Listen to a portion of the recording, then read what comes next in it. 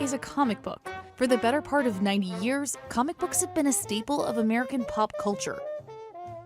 But in the 1950s, the United States freaked out big time over comic books. There were Senate hearings and comic book burnings. In the end, careers were ruined, companies went out of business, and comics fell under a strict censorship regime for decades.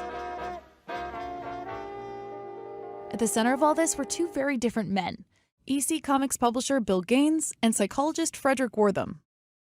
But first, let's take a step back and take a look at how comic books got their start. They began as comic strips in newspapers.